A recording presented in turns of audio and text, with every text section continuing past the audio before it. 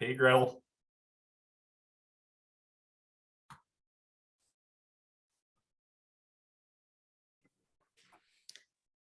Just getting over a cold.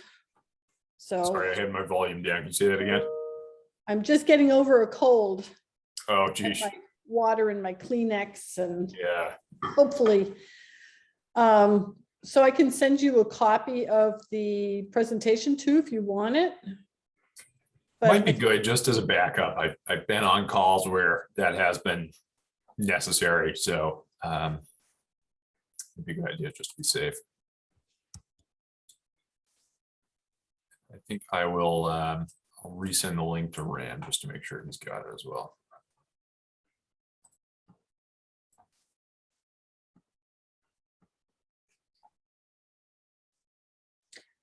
So I can share it either as a keynote or a let me see, keynote or PowerPoint. Okay, PowerPoint would probably be best.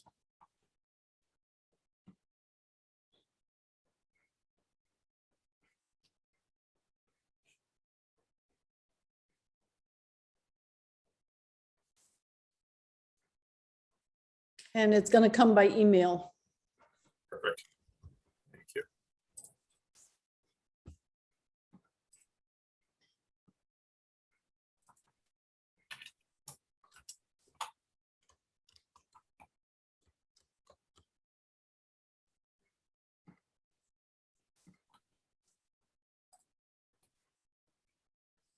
Oh, it says it's Too large, maybe.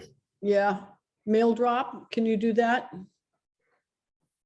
I don't know what that is. Yeah, I haven't used that either. Okay, well, that's fine. I'm okay with doing it on my end. Okay.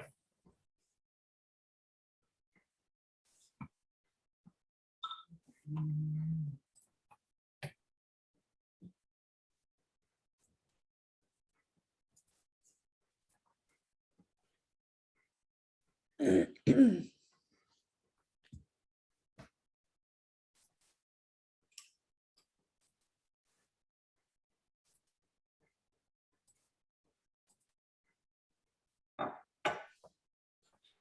you know how many people you have signed up? Had 49, now we're at around 50. Nice. Wow.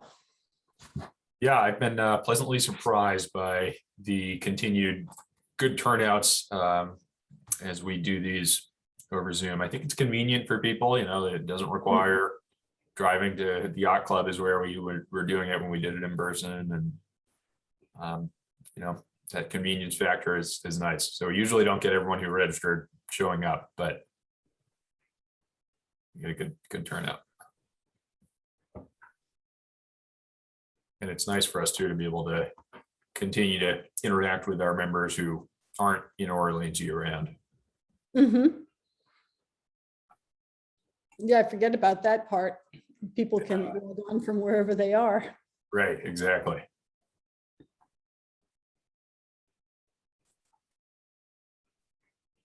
I'm sure Rand is running a little ragged right now. He's been teaching and doing the garden at the high school and going in a lot of directions. Yeah, he's a busy guy. Well, you know, the earlier sunset may be working in our favor with Rand. Can't be outside that long. Yes. I sound much worse than I really am. You know, I've had allergies this fall for really the first time. They're a pain. Yeah, I think, you know, with the heavy flowers and acorns and all that stuff, there's probably twice as much fall pollen. Yeah, right. That's a good point.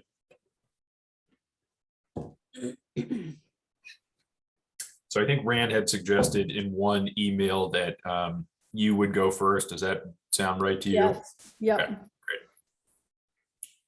And just so you know, as people are signing on here, we've got a few people on already, and they can hear us. So it's not like I'm about to launch the meeting, but Usually we get everyone signing on in the last couple minutes.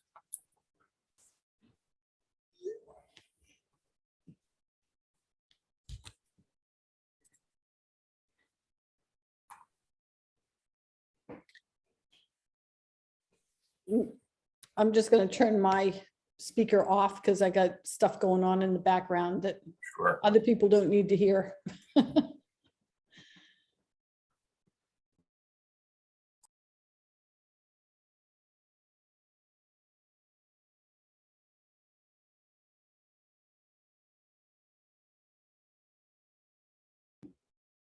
Actually, I had some links at the end of my presentation. I didn't know if you wanted me to put those in a chat box so that people could get them.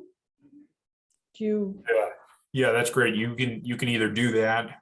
Yeah, why don't you plan to do that when Rand starts talking? You know, you can kind of finish your presentation and let people know that as Rand starts, you'll be able to post stuff in the chat. Okay. And I don't know if you know that, I think you're probably aware that Jeff writes poetry. Yeah. So I ended my presentation with one of his poems. Oh, nice. That's great. Well, you'll see in the Orleans Conservation Trust next newsletter, Kevin Galligan, who you know, the president of OCD, is he starts his letter with a quote from one of Jeff's poems. So. It is very nature oriented, that's for sure. Yeah, right. Have you seen the book? I haven't seen it yet. I need to get my hands on it. Maybe I'll bring you a copy to look at. Yeah, that'd be great. So folks, if you're just joining us, we're going to get going in a few minutes here. Thanks for tuning in.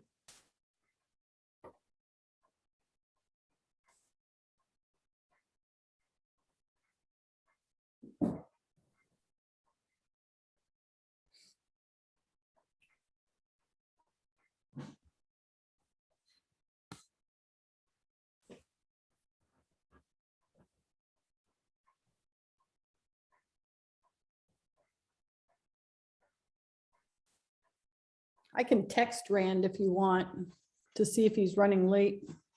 Well, I mean, we kind of have a buffer period with you going first. Right. Yeah, it's just nice to know whether he's having problems. Yeah, right.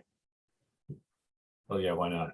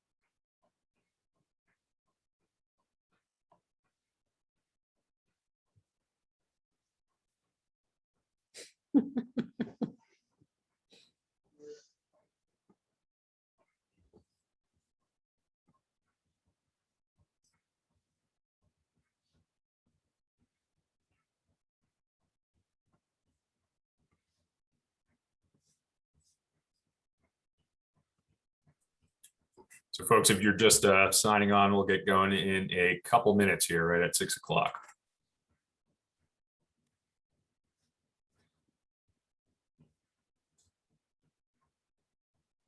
And actually, Gretel, if you want to share the presentation right now, there's no reason you shouldn't be able to do that.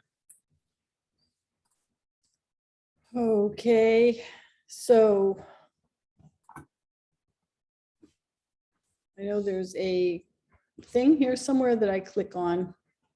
Share screen, right? Exactly. And then that should prompt Yep. all the windows that are open on your computer. Excellent. And when we're ready, I'll hit the play button.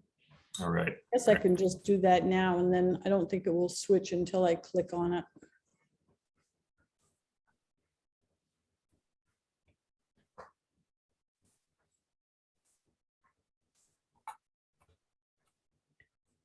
So I can't see the chat thing anymore, but I see three.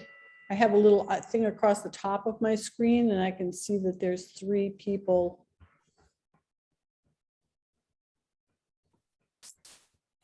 My arrow doesn't work now, so I can't look at the chat.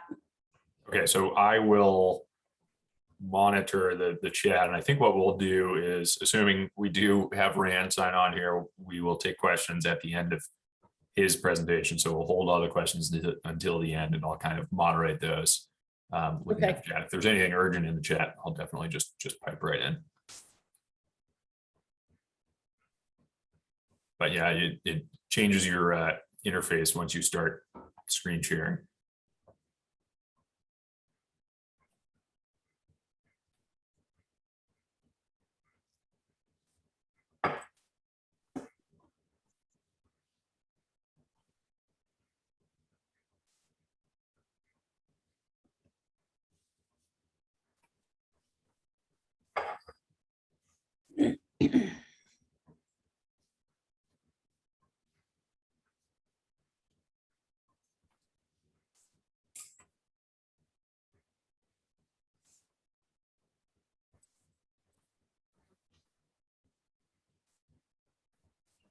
All right, well, our numbers are starting to climb here. I see we're up over 20 folks on the call, and we're expecting to get, I think, up over 40, and hopefully one of those still to join will be Rand Burkert, but we'll get there.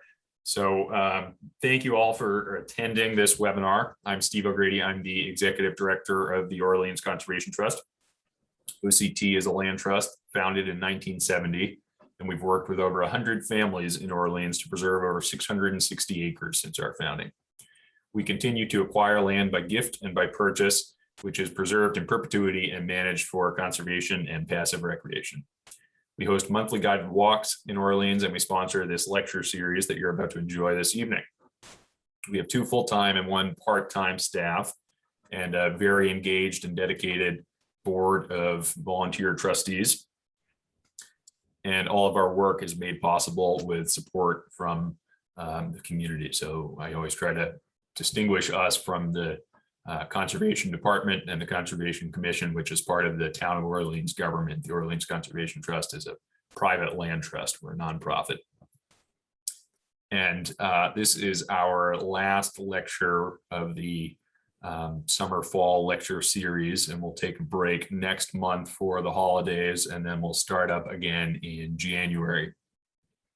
And just a quick note, I was just finalizing the speakers that will be in that winter spring lecture series upcoming, and I'd love to hear from you all on the call if you have suggestions for folks who may be good speakers or topics that you'd like to hear more about from OCT. We're definitely open to that feedback, and would appreciate hearing from you. So very quickly, before I turn things over to Gretel, I'm sure you're all familiar with these things at this point, but as an attendee on a Zoom webinar, your camera's off and you're automatically muted. You can type your questions. Any questions that come up during the presentation can go in the chat box, and I will monitor that at the end of, if all goes as planned here, we're going to have 2 presentations tonight, 2 for the price of 1. So Gretel is going to turn it over to Rand, who will hopefully be joining us, and 2 great perspectives. But again, we'll hold all the questions for the end of Rand's talk, and I will moderate those. So questions in the chat box. If you can't figure that out for some reason, there's also a raise hand icon at the bottom of your screen. And if you can't figure out the chat, you can click that raise hand icon and I'll make sure we can unmute you and hear from you when we're taking questions. So with that, I will introduce Gretel. Gretel is a native Cape Codder who grew up in amongst vegetable and flower gardens, chickens, ducks, and barnyard geese on an East Orleans property that has been in the family for 4 generations. Since then, much of her life has revolved around agricultural pursuits and efforts to expand sustainable farming and community access to locally produced food.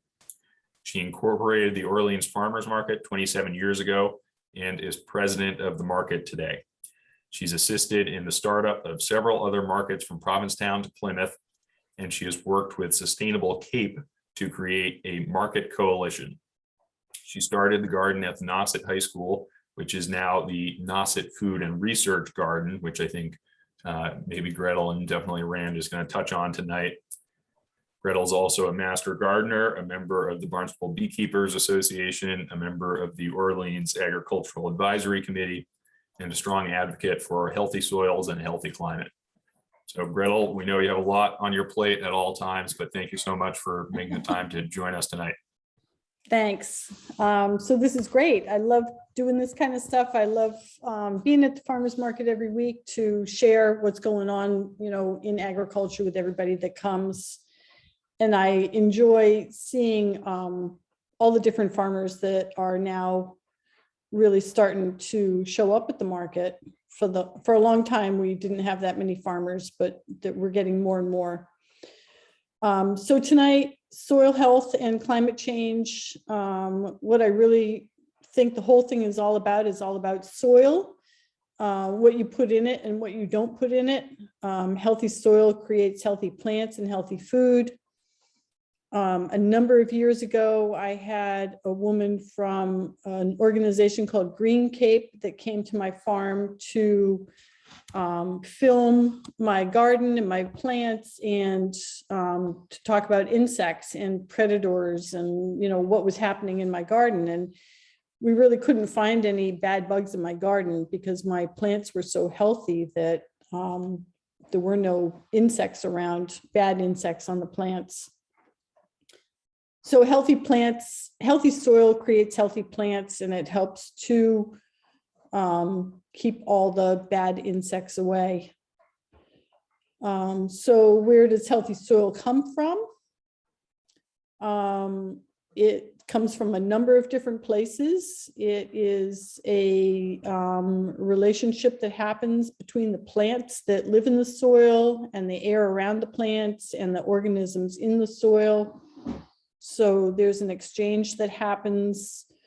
The plants feed on organisms and the organisms feed on the plants, and they help to build the healthy soil together.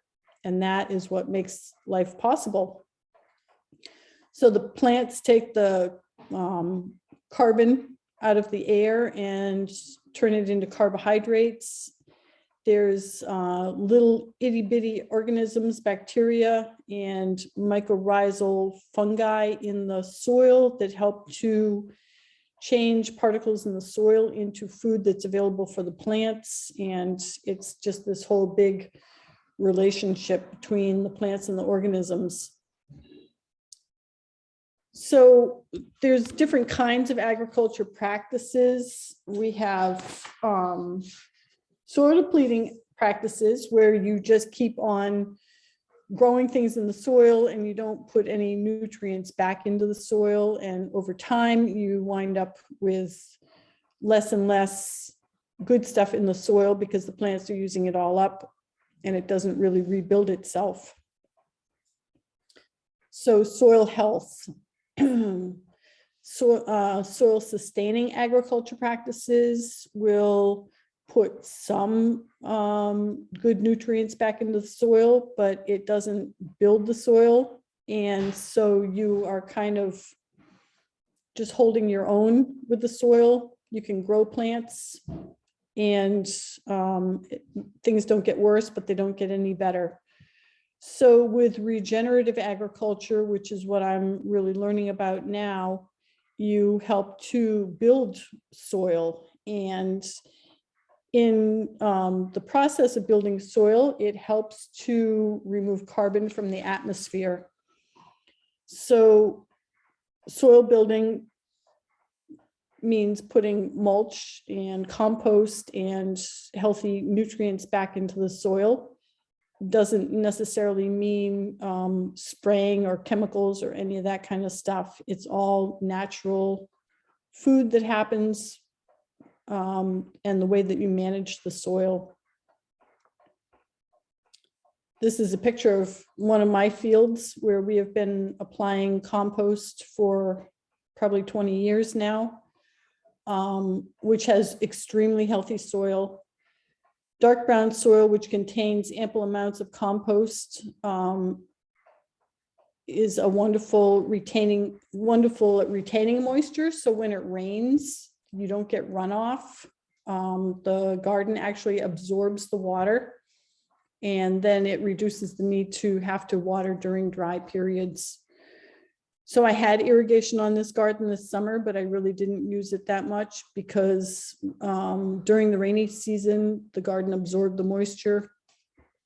And then I had a crop of gourds that I was growing on there that had big leaves. And so the leaves helped to reduce the evaporation of the soil, of the moisture out of the soil.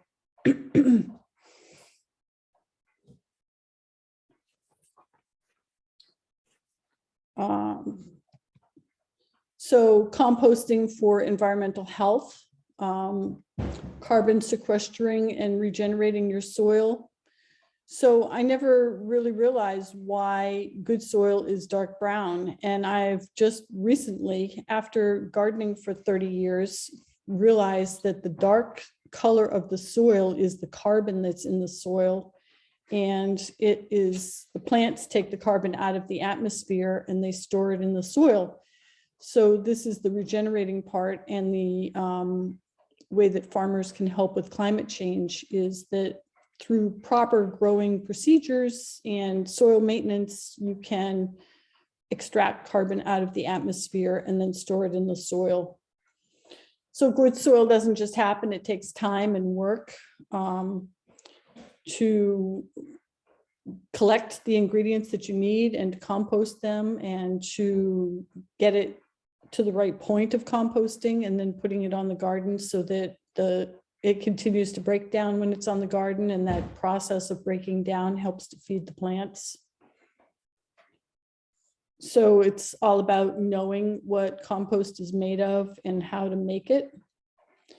You need bins or containers that allow circulation. Some people just use piles on the ground, but the key is to turn the piles. You can use your leaves, food scraps, all these things can go in there. And then I have composting worms that also help to speed up some of my smaller piles. I have a large pile at my farm that we turn with a bulldozer. So the size of the pile helps to heat the pile up. And by heating the pile, it helps to kill weed seeds and helps the pile to break down faster too. So you should be adding and checking things to your compost at least once a week.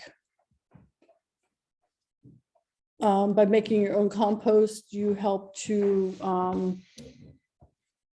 increase the soil quality and take the carbon out of the atmosphere.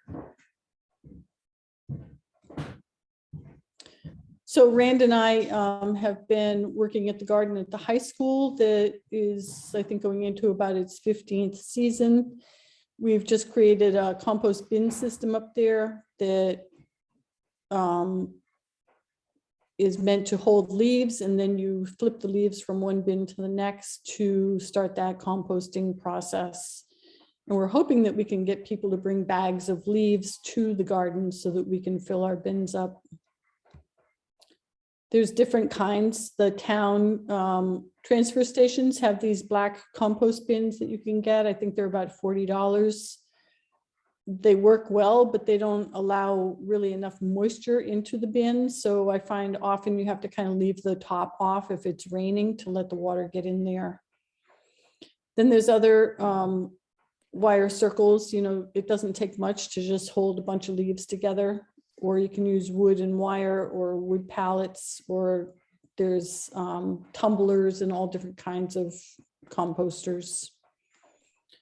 So if you go on the internet, you can find information. I think this is from a place that I found actually in the United Kingdom, wildaboutgardens.org. It tells you what you can put in, how to do it, turn it once in a while, good things to put in, bad things that you shouldn't put in. I find that you can put meat and things like that in, but in limited amounts, and usually they tell you not to do that because it attracts animals. You're going to get rats and mice and critters, probably skunks and raccoons and things coming to look to see what's in your pile. Then the United Kingdom also has this other site about worms, and it's just amazing. If you have kids that come in the garden and they want to know what's going on, this has all different kinds. I think it's a 15-page booklet that tells you all about worms and what they do in the ground and how they convert the soil to worm compost and help to aerate the soil. Whoop, getting a little ahead of myself here. So another question that I've learned to ask people. So I watched this movie called Kiss the Ground, which was, I think it's been out a year and a half or almost 2 years now. And it's a movie on Netflix. And it's just amazing to me that somebody started this organization to help with climate change. And it tells you all the different things that you can do and not do. And then they ask you all these questions about, the earth. And there's at the end of the movie, there was an education series. And so I signed up for the education series, and the questions were in the education part. So one of the questions that I just found kind of amazing was that they asked, where does a tree come from? And I thought that was kind of a strange question, but then they want to know, why isn't there a big hole where the tree's growing, and where does the substance and mass of the tree actually come from? Because you would think that all that mass would create a great big hole in the ground where the tree is. So the tree uses the sun's energy. I can only see half of my slide here. Hold on a minute.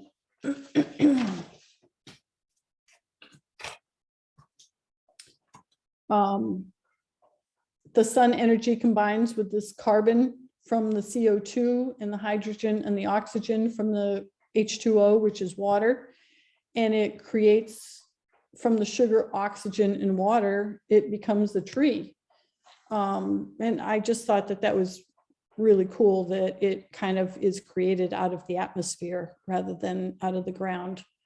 Although it does also work with all the microbes in the soil to take nutrients out of the soil, but it doesn't deplete the soil because it is at the same time putting substance into the soil that those microbes are living off of, and they have a symbiotic relationship where the microbes give the tree what it needs and the tree gives the microbes what they need. So it's a pretty cool relationship, and to think that it just happens all over the place is amazing.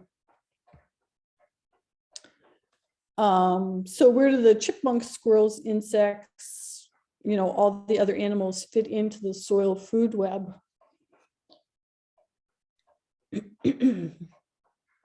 So this is another thing from the Kiss the Ground people, where they have all these different kind of soil maps about what's going on.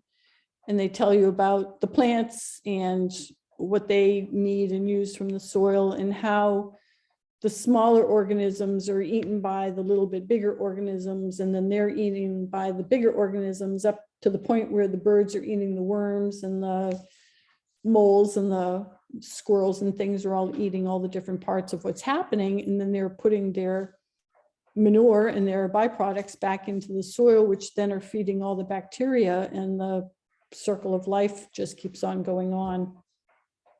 in a natural way. There's no chemicals involved. And so I've also come across these books by Douglas Ptolemy about bringing nature home. And he talks about the importance of having local native plants for your local native insects, and how things are really getting out of balance because people are planting more non-native species, and it's affecting all of our insect and wildlife around us because the local bees and bumblebees and pollinators and all that rely on the native plants. And when they don't have those native plants, they are actually not getting the nutrition and the food that they need. So it affects the whole food chain because the local birds don't have the local insects to eat, and the local insects don't have the pollen and nectar to sustain them. So there's kind of a crisis happening locally. So people need to plant more native plants. And then he has another book that I thought was really cool about oak trees and how oak trees just have so much to offer to the environment. That they produce enormous root systems that make them the champions of carbon sequestering, and that soil stabilizing and watershed management, and how all the different plants and animals and things that rely on the environment that the oak trees create is just amazing. And then I thought this was a pretty cool picture. I love that late afternoon sun in the early spring and fall. These are huge oak trees in my yard, and the sun just shines through them. And I just think that it's so cool the way it just illuminates the whole top of the tree, and it just looks like they're on fire in the afternoon. It's beautiful. So I've also been involved with a lot of the animals around my farm, and my husband and I have 10 acres here where we are in South Orleans. And over the years, we've noticed a lot of different box turtles. And so I contacted the Audubon in Wellfleet and got permission to document the box turtles. And I have found that I have about 28 box turtles in my yard. They all have different patterns on them. They're all different sizes and shapes and different ages. I found big box turtles and little box turtles, and it's, to me, amazing that they live to be 150 years old, and just another really cool part of nature. But they are also on the endangered animal list. Excuse me just a minute.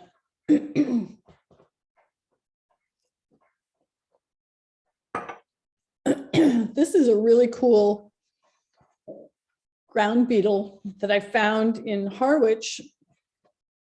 I was visiting my grandchildren, and we were walking down a set of steps to go down to a beach, and this bug is literally 2.5 inches from his head to the back end, not including the legs. With the legs, he is just huge. And they're pretty uncommon in North America, but I have actually found a couple of them this summer. And to me, it just, one more insect like that. I love finding ladybugs and fireflies and all that thing, all, kind of the more common things. But when you come across something like this, it's amazing.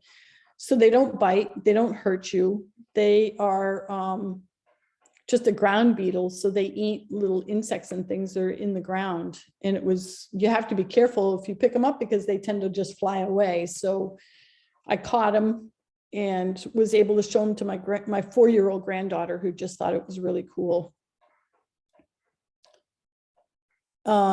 This is a tortoise beetle. It's a little tiny insect that crawls and sucks the juice out of plants. I find them on my potatoes and tomatoes, and they're not a problem. So I just leave them, and they don't, they're just part of the whole ecosystem. He's got little antennas too. I don't know if you can see. They have like a clear shield over their body, And then they have these two little antennas that come out of the front. This is a mushroom that I had in my yard. It is a giant puffball. And it was a couple of summers ago now, but the thing was so large, and I had a girlfriend that came over and she just thought it was so cool. She put her sunglasses on it because the thing was so big. It just looked like another person laying in the grass next to her. And it was literally 12 inches across. And it kind of moves around the yard. So when it's in that white state, I believe they're actually edible, although I have no desire myself to eat it, but you're supposed to be able to slice it and eat it. But we let it just die back. It turns dark brown to black, and then it becomes this puffy mass of spores, and the spores will fly around the yard and land someplace else, and then it will come back next year. And so we kind of have this challenge now to see where the mushroom is going to appear in the next season. So food and your health. So the other thing about healthy soil is that when you have nice healthy soil with good amounts of compost in it, you also produce nice healthy plants. And then when you eat the fresh produce off of those nice healthy plants, you get really good nutrition. No need to take vitamins when you have a nice big bowl of fresh sugar snap peas to nibble on. So one of the other things that you can do if you're not into growing vegetables, or you don't have a lot of space, is you can start small with some herbs, and you can just start incorporating little amounts of things into your already existing food. If you make spaghetti sauce, you can add chives or rosemary, cilantro, rosemary. They're all good for eggs and chicken and all kinds of different dishes that you might make. I've also been trying to get people to grow dry beans for winter soups, because people keep telling me that there's no vegetables in the wintertime, but winter vegetables are so different from summer vegetables. You don't get tomatoes in the wintertime, but there are so many other things that are available that people need to kind of learn about eating locally, and not just think that winter vegetables are the same as what you might get in the grocery store. There's winter squashes. A lot of herbs will last through the winter time.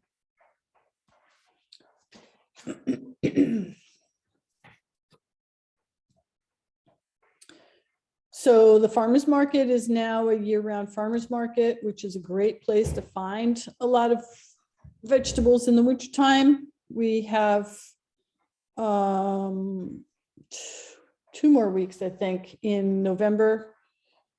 November 20th is our last market before Thanksgiving. And then we have 3 markets in December. And then we take a little bit of a break for the holidays, and we'll be back in January. So we have reduced hours in January for the colder weather. We try to just be outside for 2 hours, but it's been working out pretty good. So we are outside at Old Colony Way all winter. And then just some other things for people to think about, what happens when there is a break in the larger food supply, such as contamination or loss of truck drivers and store workers. I think we're already experiencing some of that, not necessarily in the food department, but other departments. We will wind up with food shortages. It's a lot like the hoarding of the toilet paper. And we're now starting to realize that drought and water shortages can lead to, food shortages, and that there's also contamination in Chatham and Sandwich wells. And I just saw a thing in the newspaper that said Mashpee is recommending that you don't eat as much fish if you're catching fish out of the ponds up there, because a lot of the fish are contaminated with the PFAS. So it's good to know, where your food comes from and what it's been treated with, or, where it's been grown or living. And then lots of times when there's big immigration movements of people, it's because they're trying to find food, shelter, and peace and quiet. You know, they're in these countries that are all in turmoil, and a lot of the turmoil is caused by water shortages or food shortages. So they're just looking for better, safer, happier places to live.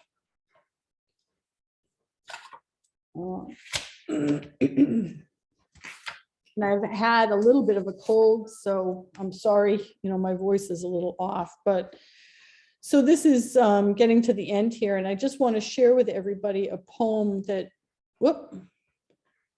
forgot I had that link in there. So I have a link for where to find information. The movie that I talked about, the Kiss the Ground movie, is a Netflix movie. You can just Google Kiss the Ground movie and you will get at least the trailer for the movie, and it will lead you to the movie itself.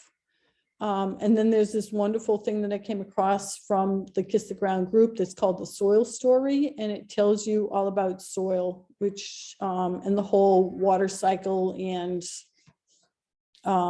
it just is another amazing thing. And then a new thing that's happening on the Cape, it's not really new, but you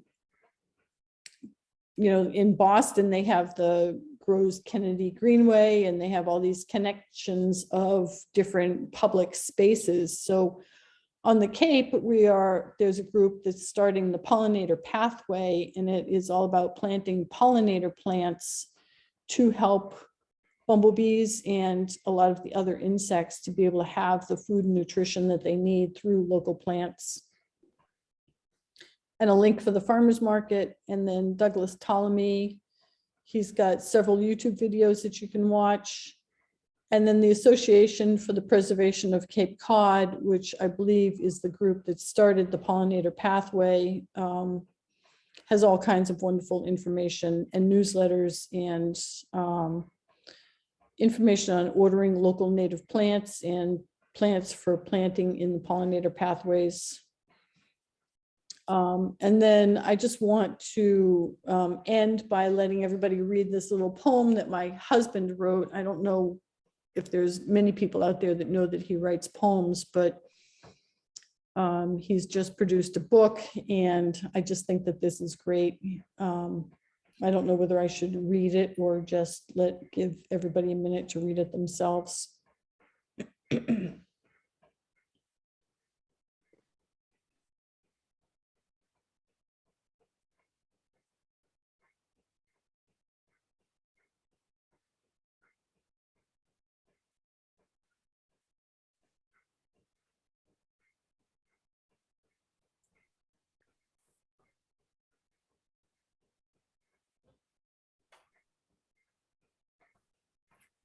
Well, that's great. Thank you so much, Gretel.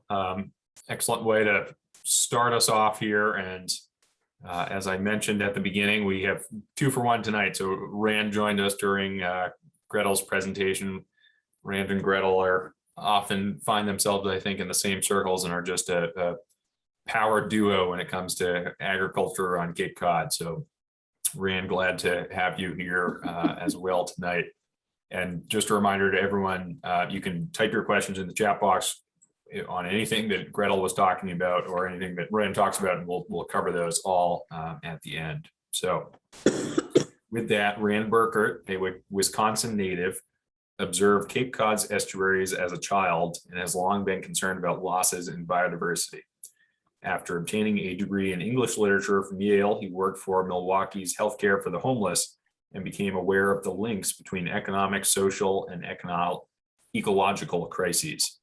He studied diverse forms of alternative agriculture, including permaculture and biodynamics, and helped found the New Forest Farm in Wisconsin with Mark Shepard, who is the author of Restoration Agriculture.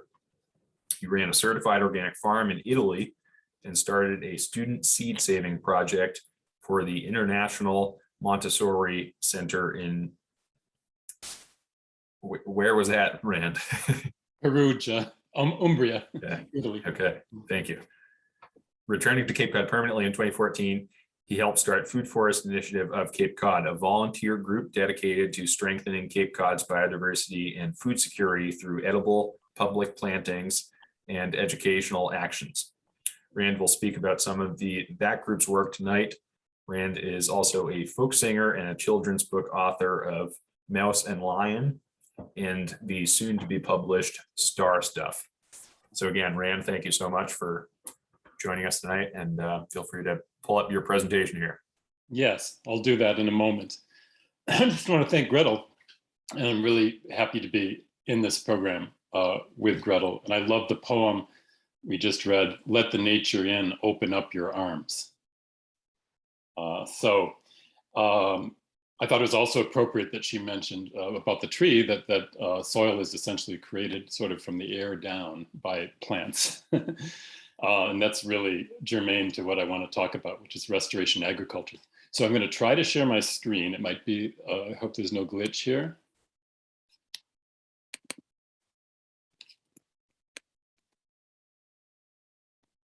Okay, now, what are you seeing? Looks great. So I don't know if you can go into maybe like a presentation mode, but it's looking good. Yeah, That's okay. I don't know. I thought it was in presentation mode. Let's see here. Oh, so you see in the top right there, it says present. Further over to the right, kind of next to where it says share, that might do it. Right over this in this area. Keep going. Yep, a little lower. Wait a minute. Present. Got it. That's much better. Excellent. Okay, thank you for that. So restoration agriculture. I'm starting out with some photographs of some large scale. Well, on the left, there's Martin Crawford, and he's connected with the forest gardening idea. British writer, British gardener. And then the two photographs on the right are large scale agriculture at New Forest Farm, which long ago I helped start. And Mark Shepard is really the person who made all the diversity that you can see in those photographs happen. So I'm trying to describe restoration agriculture. I thought maybe where the farming spirit, the wish to feed people, meets conservation and a wish for wilderness. And I wanted to add that wilderness is something of an invention from some perspectives. If you think about John Muir, who went with this romantic idea of untouched wilderness, we know that this continent was really tended and shaped by native people. And this is really true all around the world. There's a wonderful book about Australia. I think it's called The Largest Estate in the World. And it reflects on, it documents the fact that the Aborigines essentially gardened that whole continent. And when the British arrived, they thought, wow, this looks like a wonderful estate. We can run our animals here and blah, blah, blah, but it was created by these people. So let's see here. I'm trying to advance the slides. Okay. Wait, I think I went too far. So yeah, reflecting on that, some of you out there may have read Braiding Sweetgrass, this wonderful book by Robin Wall Kimmerer.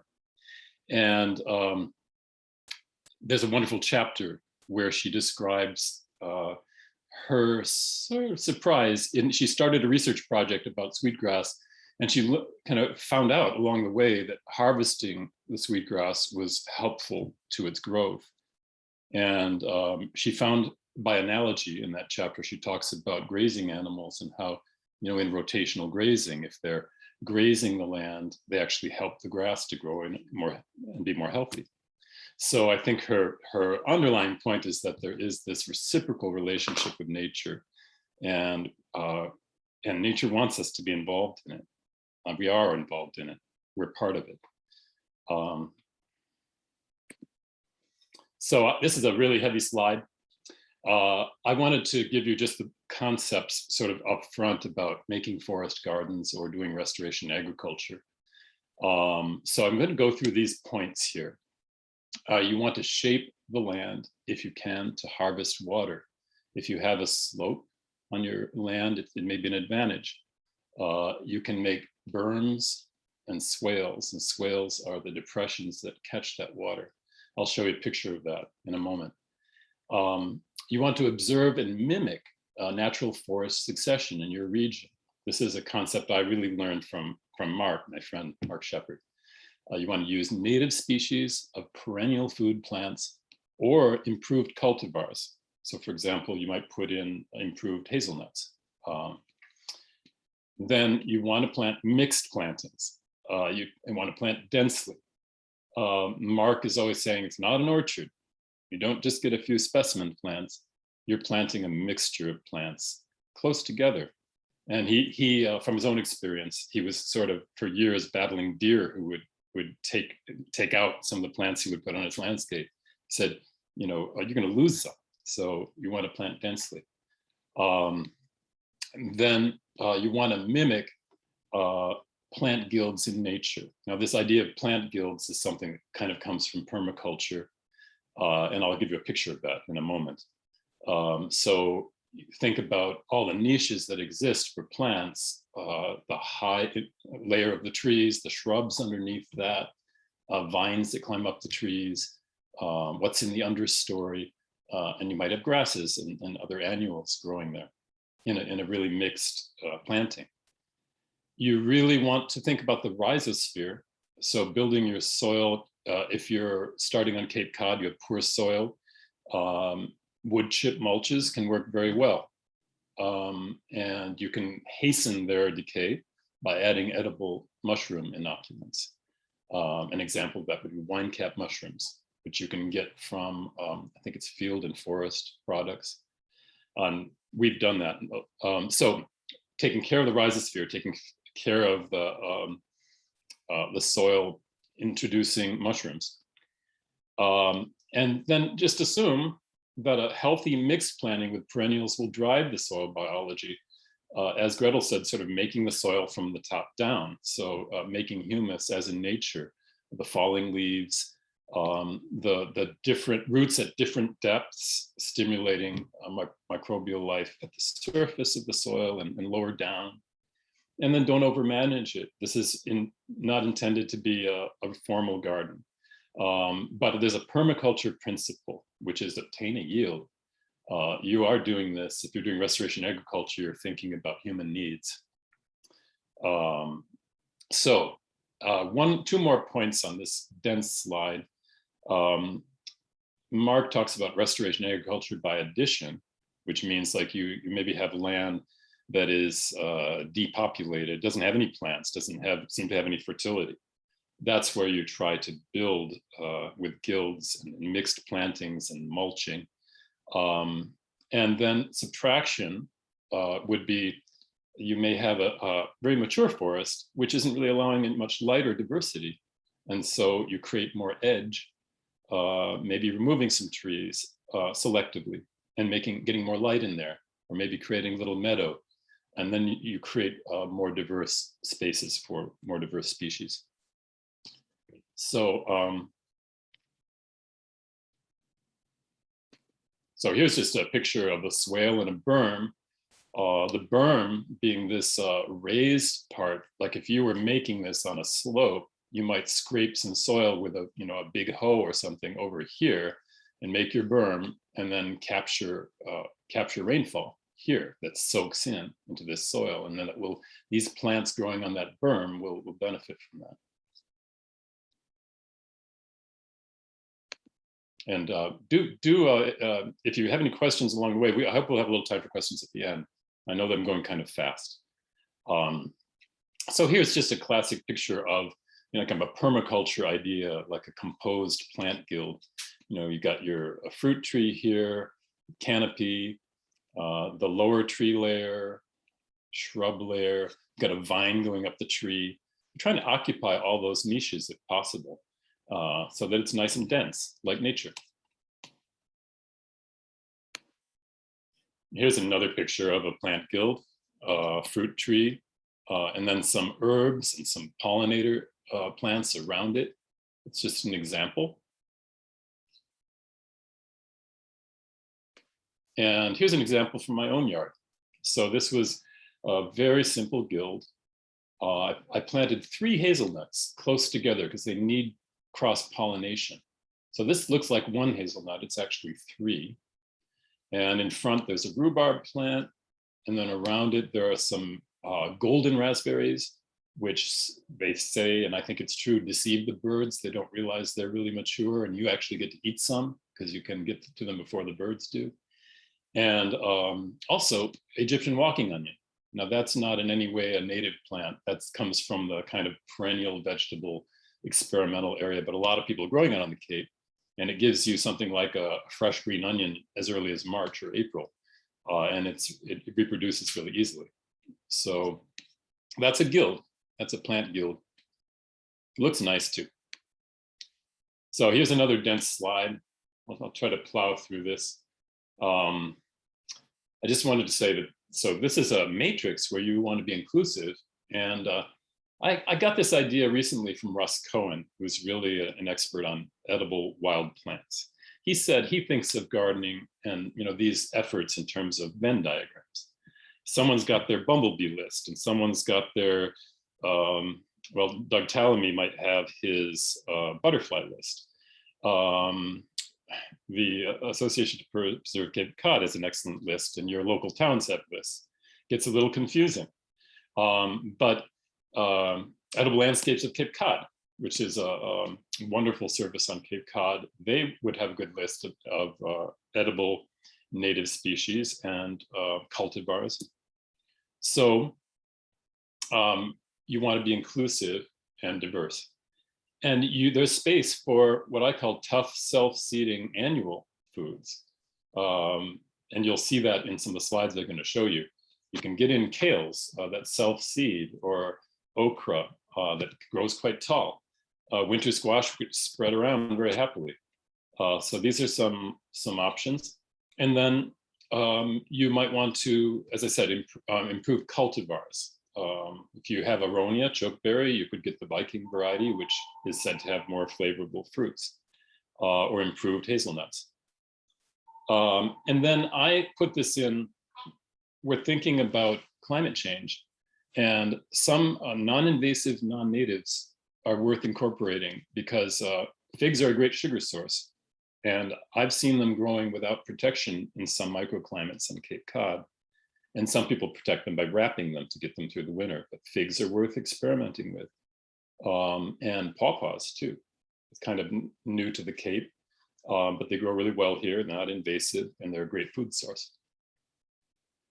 So I'm talking a mile a minute, and I wish I could see you all out there. Here's a slide with just some good books. Mark Shepard's Restoration Agriculture is kind of big thinking about a large-scale agriculture, but it's applicable to us. He's thinking more about, well, there's a lot in there about looking into your native species and your native forest succession. Beyond the War on Invasive Species has a lot of good information to have us reflect on our eternal battle with the invasive species. Braiding Sweetgrass is a wonderful inspirational book and lots of science. Farming the Woods is good if you want to do a restoration agriculture by subtraction. If you've got a woodsy area that has some potential for mushrooms or something like that. This book, Perennial Vegetable Gardening, is like a palette of options for other vegetable plants you can grow that aren't native, but could supplement your food source, like Egyptian walking onion. Eric Toensmeyer is a great writer. Wild Plants I've Known Eaten by Russ Cohen is great. And this A Dreaming Monomoy's Past is a rare book by local and national writer Lee Roscoe. It's got wonderful poetic descriptions of what how she imagines life to have been in the past on Cape Cod, on Monomoy Island, and Wampanoag culture, and the diversity of foods they ate and still eat. So it's a beautiful book. And up here, I can't even see what I have up in the corner here. So moving along, just going to show you some examples. So this was a project at Lighthouse Charter School by Food Forest Initiative we started about 4 years ago. And this is the beginning of it. It was a rectangle, 20 by 90 feet. We mulched with cardboard and donated wood chips and compost. And originally we had these nice stripes and paths with wood chips. That's gone now. It's all rotted and become a beautiful soil there. We inoculated with wine cap mushrooms, which appeared in the second year. We grew, in the center, we grew a Three Sisters planting, inspired by Wampanoag agriculture, with seed given to us by the Mashpee Wampanoag Education Department, a corn variety called King Philip. And all this to be educational and to learn ourselves. So our first year we had, this is the thing about restoration agriculture. Mark Shepard has a concept called alley cropping, where on a large scale farm, you would have many rows of the height of the trees and the shrubs. And in between, until they grow out, you've got all this space to continue to grow annual crops. So in our first year, we grew a ton of potatoes, which we gave to a food pantry, and we had lots of squashes, and we got the King Philip corn. And so that was the first year of that garden. Now this is sort of what it looks like today. 4 years later, it looks a bit of like a jungle. In the front, we've got a fairly tall hazelnut bush. We've got squashes running around. There is elderberry in here. And in the front edge, we've got American persimmon, and I couldn't believe it this year, it actually produced fruit. So looks like like it's supposed to look, like a wild planting, but it's farmed, and we've grown the Three Sisters there. And yeah, here's another pictures of that garden. The American persimmon in the foreground, Three Sisters sort of in its later stages, producing corn, squash.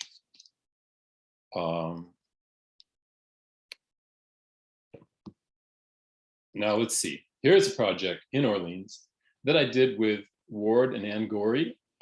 They had an area in front of their deck, and it's in a conservation area. So to plant natives was important.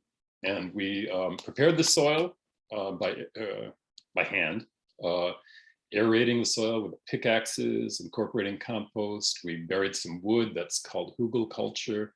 That promotes microbial life. We put wood chips on, and then we started planting.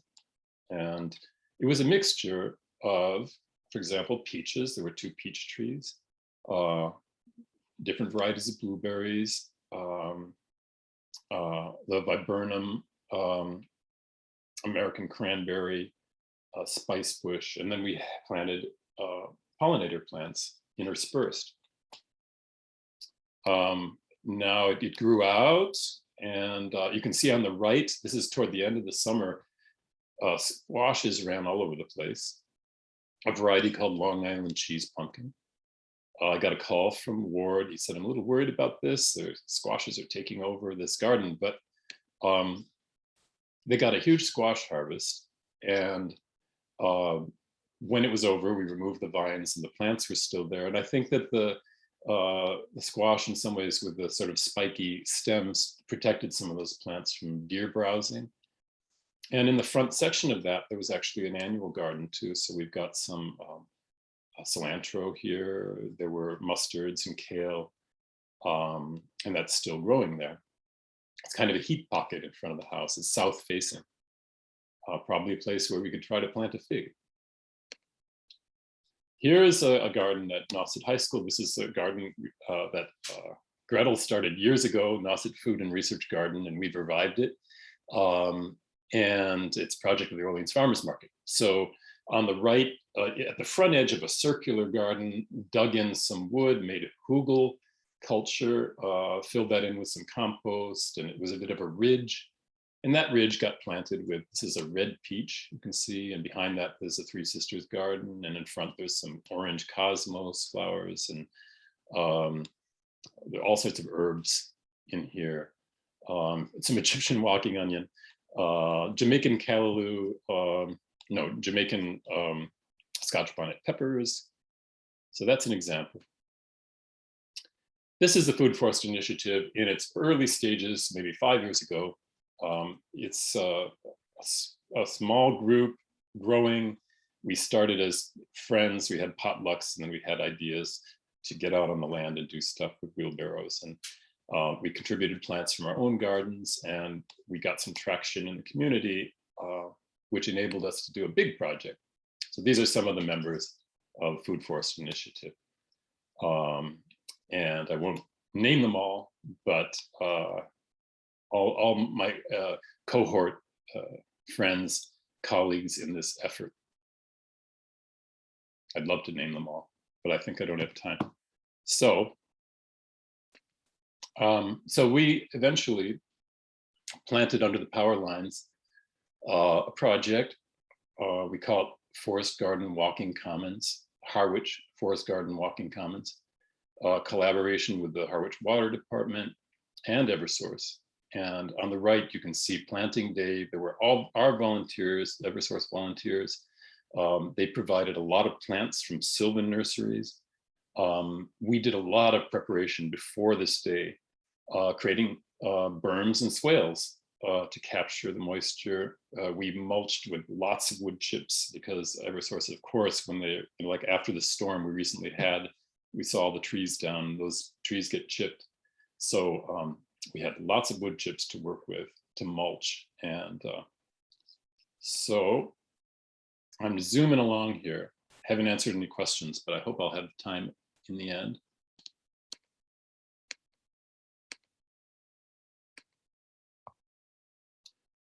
So this is the spirit of maybe of restoration agriculture. This is the spirit of the Food Forest Initiative of Cape Cod. This is a great folk song. It's about the diggers in Ireland who decided to use uncultivated land to try to start a community based on their labor with pickaxes and shovels. We come in peace, they said, to dig and sow. We come to work the land in common and to make the wasteland grow. This earth divided, we will make whole, so it can be a common treasury for all. These are some bumblebees gathering in a squash flower at the Nauset Food and Research Garden. And I thought they represented how we as a community, and there are so many people working on these ideas, people working at Putnam Farm in Orleans. I do feel that as a community of farmers, and Gretel supporting all farmers in the area, we are going to make this a beautiful treasury for all. And here's just some contact information. So you can reach us at foodforestinitiative@gmail.com. And you can also on Facebook, you can find Food Forest Initiative of Cape Cod. We announce our work days and events there, and people share from their experiences in their experiments with permaculture, restoration agriculture. And just to save the date, we have an event coming up November 20th, and people are really welcome to come. It's a chance to meet again. We suspended our potlucks for a while with COVID, but outdoors on the at 12 o'clock, we'll have potluck and people can meet each other. Russ Cohen is coming, and he's great. He's bringing plants to enrich the site, to diversify the site. So he's going to talk about those plants, and we're going to plant them and label them and protect them with some wire cages. And so you're welcome to come to that. And if you have more questions about that, you can write us at foodforestinitiative@gmail.com. So I've been talking to Mile a minute, and I hope you're still with me. Happy to answer any questions. Well, Rand, thank you so much. Again, folks, you can type your questions in the chat box. And I just want to second what Rand has said about Russ Cohen, who I know through the Land Trust community, and he's just an awesome guy. So would encourage you to try to make this event and get to know Russ and Rand and others who are involved in all of this good work. So I see a couple questions already. And maybe Rand and Gretel, what I'll do is I'll just read these and then you can jump in as appropriate. So my homemade compost is not enough for what I need. Is there any local source of compost available for purchase? I don't know what the Norgeot supply is like, but I've heard some good things about the compost coming off We that have a property. pretty good supply at the moment. So if people wanted to call me, they can, we can talk about it and see how much they need and where they are. And we allow some people to come and get their own if they don't need too much and it, doesn't really justify delivering to their place. But Jeff does do some deliveries. It's just trying to negotiate driveways and things like that too with the trailers. So it needs to have a conversation before it happens. Great. Thank you, Gretel. It's black gold. Yes. Yeah. There are good commercial sources too. I mean, a lot of the like edible landscapers go sniffing the compost piles at different places.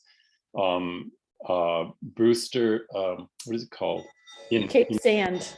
Cape Sands, and also there's another outfit in Eastham that has had good compost. And Yeah, it's actually called Brewster Sand in Eastham. that's it. That's it. Yes. And lots of good, there are good sources around. There's also, I think, Forest Keepers, which is a landscaping company. They make compost too. I've used it sometimes. It's good. So there are And some. then there's bag supplies too. And there's the New Farm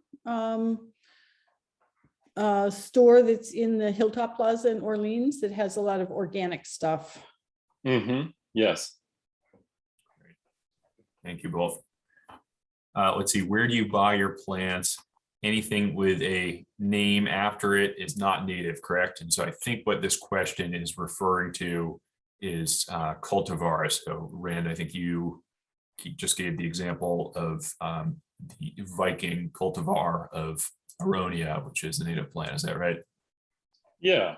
In the case of edible plants like that, I mean, there's considerable effort in making fruits or nuts larger in size or provide more. I know Russ Cohen is going to bring for us some of the hazelnuts that he's found under power lines that are native, hazelnuts he's found. And then sometimes there are hybrid varieties. We have a mixture under the power lines of, say, improved chestnuts from Forest Ag, which Mark Shepard is a hazelnut breeder. And this is where, restoration agriculture is about obtaining a yield. So in these cases, it can be worthwhile to look at cultivars. They're not necessarily, but when we get down to things like wildflowers, it's sometimes a bit different.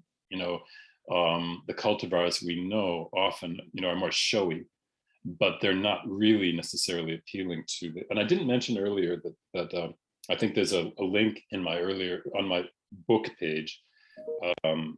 There is a link to the Beecology Project, which is Robert Gigier at UMass Dartmouth, I believe. And he has an excellent list for bumblebees.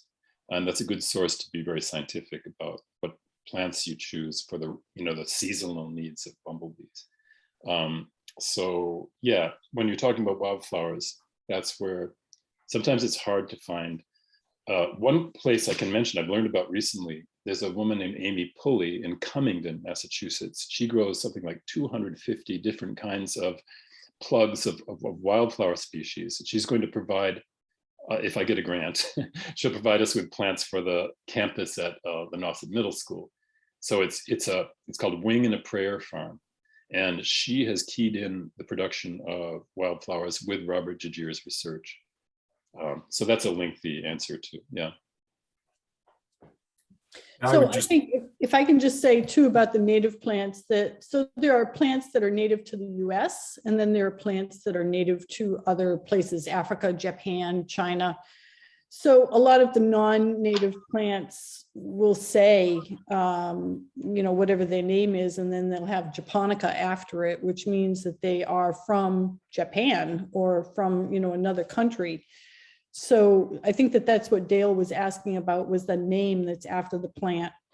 So to try to be as native as possible, but you can still use plants that are native to the US. It doesn't necessarily have to be Massachusetts, but if you want to be really specific and, as native as possible, you want to try to get plants that are native really to the state, or, you know, within a certain mileage distance of where we are.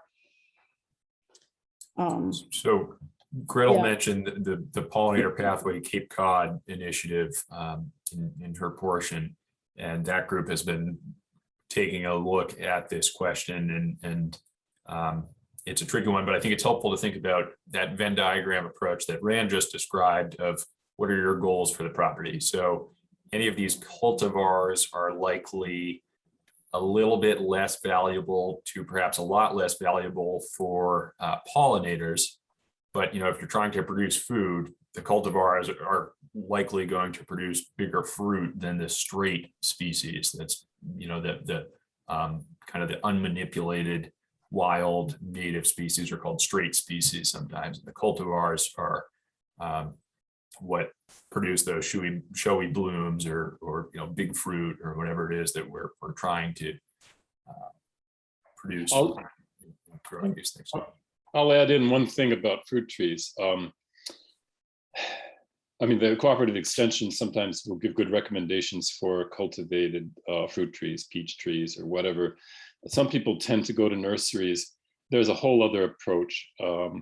My friend Tom Fettig in Orleans is a backyard orchardist, and he researches, you know, named varieties of apples, and he does grafting, things like that.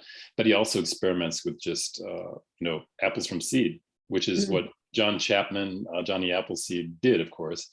And so often, the less, you know, it gives you more abundance to work with. You could have a lot of seedlings easily starting from seed, and you have a lot of diversity, but you don't know where they're going or what kind of fruit they're going to make. But sometimes they end up being much more healthy and vigorous. So that's an interesting thing to think about. And I think that that is where a lot of the varieties come from. You know, you have the Macintosh and you have all those are all kind of hybrid varieties that came from some of those other single variety plants, and they weren't cross-pollinated. So the trees that you grow from the seeds are new varieties. You don't know what you're going to get. Some of them are good, some of them are bad, but you don't know until you do it. Rand, could I have you take down your screen maybe for this portion of Q&A, and then we. Oh. Oh, I'm sorry. We're still. I just realized that. Stuck So in here's a that good question here from Kathy. So can you use any type of wood chips for mulch or compost? Do you need to shred leaves for compost? And can you use oak leaves? So oak leaves are, I think, the best. They're really wonderful. Any kind of tree leaves, they, the thing that I like about the leaves is that the tree roots go deep down in the soil, and they bring up a lot of the nutrients and minerals and things that you don't necessarily get otherwise. So the tree stores all those minerals in the leaves, and the leaves fall to the ground, and then you put those on your garden, and so you're getting extra nutrition from the leaves. And I think, I don't know, Rand will probably agree with me that the plants, the trees that you put in your hygge mounds, you don't necessarily want cedar trees and things like that that naturally don't rot, because you want the hygge mound to rot. So when you make those mounds, you want to use oak and pine, right? Maple, Yeah. things that are going to decompose. Yeah, and some plants in a like edible forest garden situation, like blueberries, want a more acid soil. So I've been told by Cape Cod authorities on blueberry growing that, you know, mulching with pine needles is great. It may not be the best for some other kinds of things. And another thing that came to mind is, you know, we don't have a lot of black walnut, you know, on Cape Cod, but sometimes we do. Black walnut juglone can condition soils and, you know, not do great things, but you're not going to find that much. And typical wood chips that come out of like storm damage are going to have oaks and pines. And I find that, you know, that mixture works well as a mulch for forest garden situations. I think that's the key too, is to have a mixture. You don't want to try to do it out of all one kind of wood or plant or chips or whatever. You want to kind of mix it up. The same with your plantings. You want to have a mixed planting. One And thing, then, I'm sorry. right, The wine cap mushrooms I mentioned earlier are a good edible mushroom that you can cultivate on kind of undifferentiated wood chips. It seems to be a generalist in a way. So it's a good thing to, if you want to cultivate mushrooms on your mulch, and you've got these mixed, wood mulches from around Cape Cod, that works. and then shredding leaves, worth the time and effort for your compost. I don't shred leaves. I think if you have a smaller pile, then it might help. Rake them up, stick them in the compost, turn the pile a few times. It's a, moisture content, heat, size of the pile. There's a whole lot of different variations that go into what makes good compost. But if you want it to break down faster by shredding them, run the lawnmower over them a couple of times, it helps to shred them a little bit. It does speed the process up. Great, thank you. Has Eversource sprayed pesticides on the swath of land you are using to grow food on? I believe that they have in the past. That's an important issue. We have a verbal agreement with them that we take care of it as a group, and as long as we're able to, and that includes removal of black locust and other species they have to control sort of by law. If we're removing that manually and adding species and taking care of them, as long as we succeed, they're not going to spray.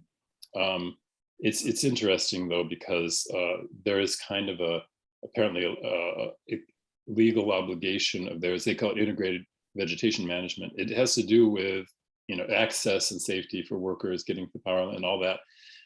And integrated vegetation management, by definition, includes herbicides, mechanical removal, and also natural things like goats and things, but it tends to be mechanical removal and herbicides. And so our project there is an opportunity to show that a community group can take on that responsibility and make a space fun, educational, a place where people can walk and browse. And as long as we're able to do that, we have a commitment. And they would return they have a cycle every 4 or 5 years. They check it out, and they told us they would walk it with us in advance of that cycle to make sure if there's something we missed, like a black locust that's getting too tall or something, they'll point it out and we'll have time to remove it.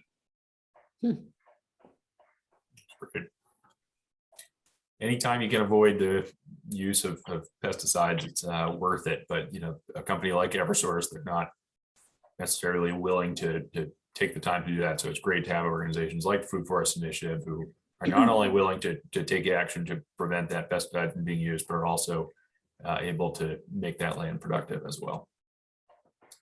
We've got a couple of comments or questions asking us to send around the slides. So maybe Rand and Gretel, I can make sure I get those from each of you and share those with participants. Someone is asking, what are the plans for the high school garden when they begin the new building project? I have to confess, I'm not up to speed on that, but. Yeah, I haven't been able to attend recent meetings of the building committee.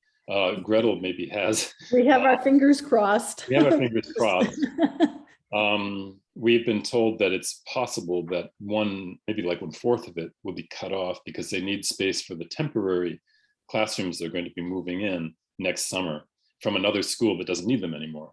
And they might be parked there for a number of years where as they develop each part of the building, they go through the science department first maybe, and then the art department, they have to move everybody out to those temporary buildings.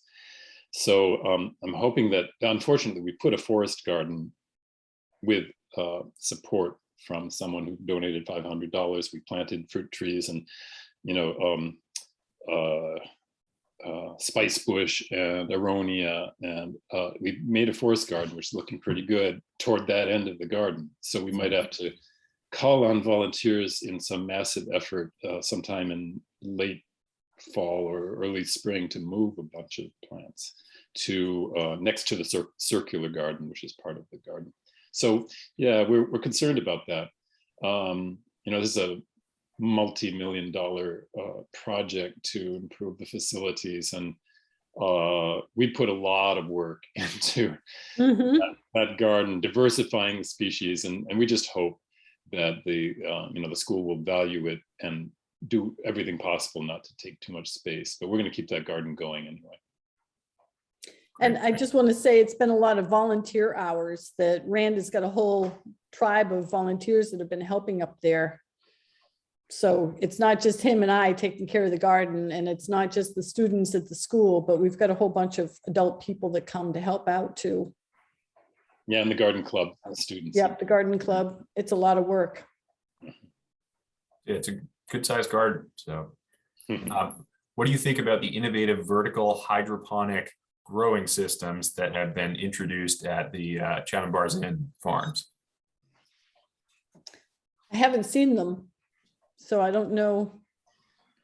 I want to Yeah. learn from them, because we have a hydroponic system at the middle school greenhouse, and I think it's a range of. The problem with hydroponics is when it replaces outdoor growing, we know that the organic standards have been just gutted to permit miles and miles of land to be covered by plastic, so that I don't know, like what is the berry company that makes the strawberries, and everybody thinks they're organic, but they are certified organic, but it's absolutely antithetical to organic growing, because hydroponics is not soil-based growing, water with soluble nutrients, which the plant can't keep out because of its capillary action. So that's what hydroponics is.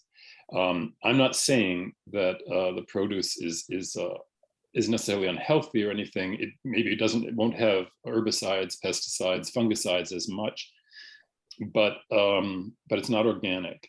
And however, there are some really important issues with urban farming there. It provides opportunities for urban farming, conversion of warehouses, things like that, and also arguably does save water. Water can be recycled through those systems, and it does use less water. So that's my 2 cents on that. Well, we've got a comment that's directly related to that. Read this week's New Yorker, RE, organics compliance and the fraud that goes on. So I guess there's an article in this week's New Yorker. Yeah, I didn't see that. It comes back to the farmer's market, right? Because if you know your farmer, you know what they're doing. You can visit their farm. It stresses local farming, and there's this movement called the Real Organic movement, which is going to have a real organic label. And some of the people who founded organics are part of that, Elliot Coleman. So you can actually look that up and get their newsletter. But it comes back to local farming integrity. And farming in the soil. I think there's that relationship between the plants and the microbes in the soil, and the microbes are feeding the plants with nutrients that people really don't understand or know about yet. And a lot of that is very beneficial to our health. So I don't see that you can really replace that with liquid fertilizer in an inside environment, that it's just not the same. And I think Rand makes a good point about knowing what kind of impact those practices have on the area where that food is being grown. And your health is one thing to consider, the region's health or the health of that area where it's being grown and that ecosystem is another one that we should all try to keep in mind, I think, as we're making these decisions about what we eat. One thing I'll add about that is I'm learning a lot about bumblebees and honeybees right now. The curriculum at the middle school is going to be oriented toward pollinator pathways to a great extent. And bumblebees, I didn't really know this, are impressed into service just as honeybees are. There's a great movie called The Pollinators, which documents how honeybees are trucked all over the place to serve the farms where there isn't enough habitat for them. And, and they'll be put out on these farms, but then there are pesticides being used on farms and kills the bees. So the bumblebees are also essential in the hydroponics industry, and they are being pressed into service in boxes that are very industrialized and there's a concern that that use could contaminate the native bumblebee populations if they develop diseases as cultivated honeybees are. Yeah, that's just a. So I just came across an article last week in the Cape Cod Times, I think it was last week, that said that there are quite a few states in the US now that don't have bumblebees anymore, and that they are considering putting bumblebees on the endangered species list. And they didn't say anything about the reason why they weren't bumblebees or what was going on, but I wouldn't be surprised if it had something to do with trucking and shipping of the bumblebees around the country and spreading diseases from one place to another, just like with the honeybees. So I think it's important for people to do what they can to plant native plants and to support the local insects. Yeah, I think it's fair to say that a lot of insect populations are not as studied or noticeable to us as larger animals like birds and mammals that we may pay more attention to. So definitely important to be aware of these trends in insect populations. Okay, let's see, we've got one more here and then I think we'll wrap up. I'm living in a household of 9 with a single bin compost system that is not working well. We produce a lot of scraps and have very slow rate of decomposition. We're considering moving to a 3-bin system. Would an open slat 3-bin system like the one you're using work with food scraps? I think so. It increases your potential, and you can bring in. One thing you can do if you go to the transfer station, a lot of people bag their leaves, and you just steal those bags of leaves and integrate them into your system at home. One thing I learned, there's a really good landscaper and consultant, Peter Jensen. He gave some good compost workshops in the Orleans area. And if you have a lawn, if you have a yard, he recommends anticipating the green-brown mixture that you need. Save your leaves for the spring. Then when you're cutting your grass, then you can integrate them with, and you might poach someone else's cut grass out of the transfer station. So if you have a larger like 3-bin system like that, you might find some other sources to augment what you have on your in your yard. Well said. Well, several nice comments coming in here from folks who enjoyed the presentation and your depth of knowledge, Rand and Gretel. We might have to do a repeat sometime of your walk at Putnam Farm, which we did with OCT, because that was a lot of fun and people really enjoyed that. And I think it's nice to be able to have these kind of conversations out on a property where agriculture is happening too. So that was a popular one. We'll have to keep that in mind for the future. But thank you again, both, so much for being available tonight, and really appreciate your insights and all your good work and so many different areas and initiatives on the Cape. Thank you you for your initiatives. Yes. We're happy to be involved. Thank you guys. Have a good night. Okay, bye-bye. Good night.